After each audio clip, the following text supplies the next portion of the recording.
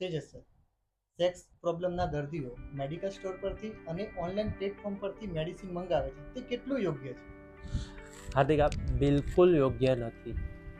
કારણ કે સમાજમાં એકચ્યુઅલી પ્રોબ્લેમ શું છે કે સમાજમાં સેક્સ પ્રોબ્લેમ હોવો ને એક બહુ મોટો સ્ટિગ્મા છે, અને મેલ લોકોને બહુ શરમ આવતી હોય છે કે હું કોઈ સેક્સોલોજીસ્ટ ડૉક્ટરને કન્સલ્ટ કરાવું કે ના કરાવું. એના લીધે એ લોકો શું કરતા હોય છે કે ડાયરેક્ટ મેડિકલ સ્ટોરમાંથી કે ઓનલાઈન પ્લેટફોર્મ પરથી એડવર્ટાઇઝમેન્ટ થ્રુ જોઈને દવાઓ પરચેસ કરતા હોય છે. આ દવાઓમાં મુખ્યત્વે વાયગ્રા તેમજ પ્રૂવન ના થયેલી અનનેસેસરીલી એલોપેથિક કે આયુર્વેદિક મેડિસિન્સ હોય છે, જેની over a period of time લાંબા સમયે ઘણી બધી લાઈફ થ્રેટનિંગ સાઇડ ઇફેક્ટ્સ છે.